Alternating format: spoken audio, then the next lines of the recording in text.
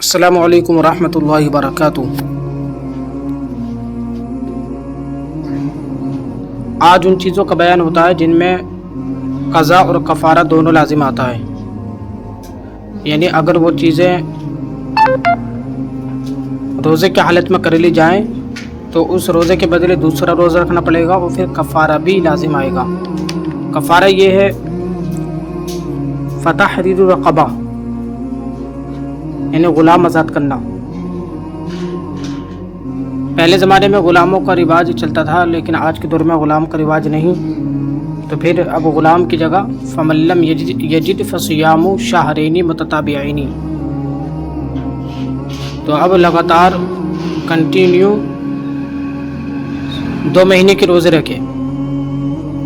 اور اگر 2 مہینے کے روزے رکھنے کی طاقت نہیں اس کے اندر تو پھر فمن لم یستطع فاطعام 60 مسکینہ، تو 60 مسکینوں کو پیٹ بھر 2 وقت کا کھانا کھلائے، تو یہ روزے کا کفارہ ہوتا ہے۔ تو اگر کسی کے اندر روزہ رکھنے کی طاقت ہے تو روزے کی صورت میں اگر درمیان میں ایک دن کا بھی روزہ چھوٹ گیا تو پھر سے 60 روزے رکھنے ہوں گے، پہلے کے روزے نہ جوڑیں گے، اگرچہ 59 رکھ چکا تھا، اگرچہ بیماری وغیرہ کسی عذر کے سبب چھوڑا ہو تب بھی 60 روزے پھر سے رکھنے ہوں گے، یعنی لگاتار 60 روزے کنٹینیو رکھنے ہوں گے، تبھی روزے کا کفارہ ادا ہوگا۔ مگر عورت کو حیض آ جائے تو حیض کی وجہ سے جتنے ناگے ہوئے یہ ناگے نہیں شمار کیے جائیں گے، یعنی پہلے کے روزے اور حیض کے بعد والے دونوں مل کر 60 ہو جانے سے کفارہ ادا ہو جائے گا۔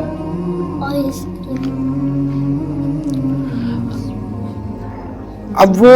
چیزیں یہ ہیں جو روزے کی حالت میں اگر کر لی جائیں تو ان میں کفارہ اور قضا دونوں لازم آتی ہیں۔ رمضان میں روزہ دار مکلف مقیم نے ادائے روزہ رمضان کی نیت سے روزہ رکھا اور کسی آدمی کے ساتھ جو قابل شہوت ہے اس کے آگے یا پیچھے کے مقام میں جمع کیا، انزال ہوا ہو یا نہیں، یا اس روزہ دار کے ساتھ جمع کیا گیا، یا کوئی غذا یا دوا کھائی یا پانی پیا، یا کوئی چیز لذت کے لیے کھائی یا پی، یا کوئی ایسا فعل کیا جس سے افطار کا گمان نہ ہوتا ہو اور اس نے گمان کر لیا کہ روزہ جاتا رہا، پھر قصدن کھا پی لیا، مثلا فسد یا پچھنا لیا، یا سرما لگایا، یا جانور سے وطی کی، یا عورت کو چھوا یا بوسہ لیا، یا اسے ساتھ لٹایا، یا مباشرت فاحشہ کی، مگر ان سب صورتوں میں انزال نہ ہوا ہو۔ اب ان افعال کے بعد قصدن اس نے کھا لیا، تو اب ان سب صورتوں میں روزے کی قضا اور کفارہ دونوں لازم ہیں۔ یعنی جس نے روزے کی حالت میں یہ سارے کام انجام دیے اور پھر یہ گمان کر لیا کہ ان کاموں سے روزہ جاتا رہا اور جان بوجھ کر اس نے کھا لیا، تو اب ایسا کرنے سے روزے کی قضا بھی اور کفارہ دونوں لازم ہیں۔ جس جگہ روزہ توڑنے سے کفارہ لازم آتا ہے اس میں شرط یہ ہے کہ رات ہی سے روزہ رمضان کی نیت کی ہو، اگر دن میں نیت کی اور توڑ دیا تو کفارہ لازم نہیں۔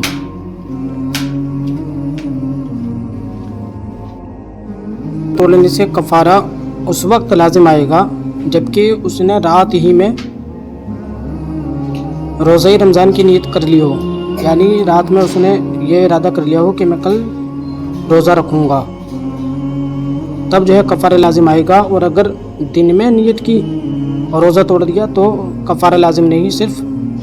روزے کی قضا، یعنی اس روزے کے بدلے دوسرا روزہ رکھنا ہوگا۔ مسافر بعد صبح کے ظہر کبری سے پہلے وطن کو آیا اور روزے کی نیت کر لی پھر توڑ دیا، یا مجنون اس وقت ہوش میں آیا اور روزے کی نیت کر کے پھر توڑ دیا تو کفارہ نہیں۔ اور کفارے کے لیے یہ بھی ضروری ہے کہ روزہ توڑنے کے بعد کوئی ایسا امر واقع نہ ہوا ہو جو روزے کے منافی ہو، یا بغیر اختیار ایسا امر نہ پایا گیا ہو جس کی وجہ سے روزہ افطار کرنے کی رخصت ہوتی، مثلا عورت کو اسی دن میں حیض یا نفاس آ گیا، یا روزہ توڑنے کے بعد اسی دن میں ایسا بیمار ہو گیا جس میں روزہ نہ رکھنے کی اجازت ہے، تو کفارہ ساقط ہے، اور سفر سے ساقط نہ ہوگا کہ یہ اختیاری امر ہے۔ کفارہ اس وقت لازم ہوگا جبکہ روزہ توڑنے کے بعد کوئی ایسا امر واقع نہ ہوا ہو جو روزے کے منافی ہو۔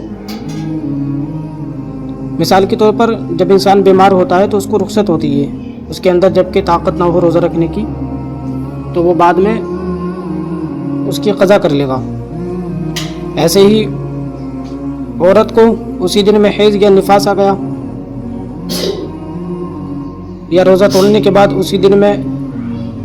انسان ایسا بیمار ہو گیا جس میں روزہ نہ رکھنے کی اجازت ہے،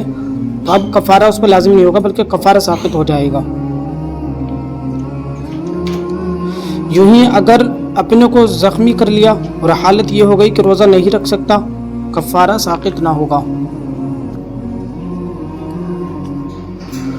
مرد کو مجبور کر کے جمع کرایا یا عورت کو مرد نے مجبور کیا، پھر اثناء جمع میں اپنی خوشی سے مشغول رہا یا رہی تو کفارہ لازم نہیں کہ روزہ پہلے ہی سے ٹوٹ چکا ہے۔ یعنی مرد کو مجبور کر کے جمع کرایا یا عورت کو مرد نے مجبور کر دیا کہ جمع کر، پھر اثناء جمع میں یعنی جمع کے درمیان ہم بستری میں یہ دونوں اپنی خوشی سے مشغول رہے تو کفارہ لازم نہیں ہوگا کہ روزہ تو پہلے ٹوٹ چکا ہے۔ مجبوری سے مراد اکراہ شرعی ہے جس میں قتل یا عضو کاٹ ڈالنے یا ضرب شدید کی دھمکی دی جائے اور روزہ دار بھی سمجھے کہ اگر میں اس کا کہنا نہ مانوں گا تو جو کہتا ہے کر گزرے گا، تب جو ہے کفارہ لازم نہیں آئے گا بلکہ اس روزے کے بدلے دوسرا روزہ رکھنا ہوگا۔ کفارہ واجب ہونے کے لیے پیٹ بھر کھانا ضروری نہیں، تھوڑا سا کھانے سے بھی واجب ہو جائے گا۔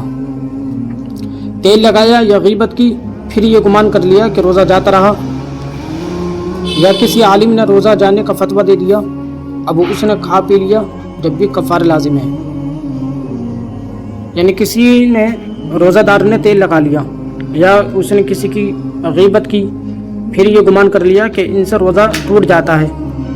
یا کسی عالم نے ہی روزہ ٹوٹ جانے کا اس کو فتویٰ دے دیا،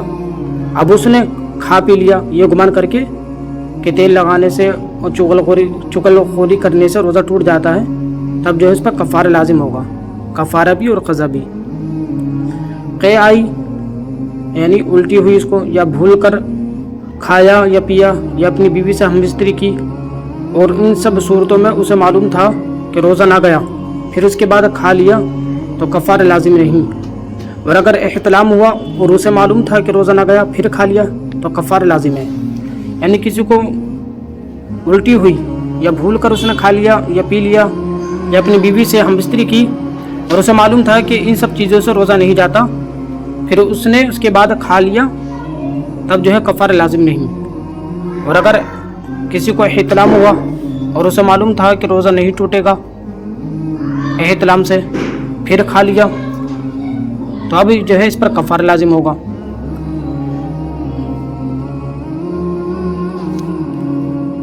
لعاب تھوک کر چاٹ گیا یا دوسرے کا تھوک نکل گیا تو کفارہ نہیں، مگر محبوب کا لذت یا معظم دینی کا تبرک کے لیے تھوک نکل گیا تو کفارہ لازم ہے۔ یعنی تھوک جو ہے اپنا چاٹ گیا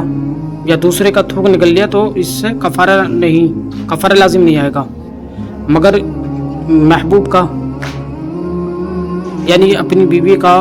یا وہ جس سے محبت کرتا ہے اس کا تھوک یا کسی معظم دینی کا تھوک تبرک کے لیے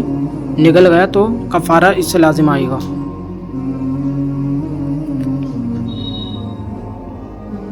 جن صورتوں میں روزہ توڑنے پر کفارہ لازم نہیں، ان میں شرط یہ ہے کہ ایک ہی بار ایسا ہوا ہو اور معصیت کا قصد نہ کیا ہو، ورنہ ان میں کفارہ دینا ہوگا۔ کچا گوشت کھایا اگرچہ مردار کا ہو تو کفارہ لازم ہے، مگر جبکہ سڑا ہو یا اس میں کیڑے پڑ گئے ہوں تو کفارہ نہیں۔ یعنی کسی نے کچا گوشت کھا لیا اگرچہ مردار جانور کا کھایا ہو تو کفارہ لازم ہے، اور جب وہ گوشت سڑ چکا ہو یا اس میں کیڑے پڑ گئے ہوں تو پھر کفارہ لازم نہیں، صرف قضا لازم ہوگی۔ नजिस शोरबे में रोटी भिगोकर खाई या किसी की कोई चीज़ गसब करके खा ली तो कफ़ारा वाजिब है। और थूक में खून था, अगरचे खून गालिब हो निकल लिया या खून पी लिया, कफ़ारा नहीं। यानी नापाक शोरबे में रोटी भिगोकर खा ली या किसी की कोई चीज़ छीन कर गसब करके खा ली तो कफ़ारा वाजिब होगा। और थूक में खून था, अगरचे खून गालिब हो निकल लिया या खून पी लिया तो कफ़ारा नहीं। यानी सिर्फ उसका रोज़ा टूट जाएगा और क़ज़ा लाजिम होगी, कफ़ारा उस पर अदा करना लाजिम नहीं होगा।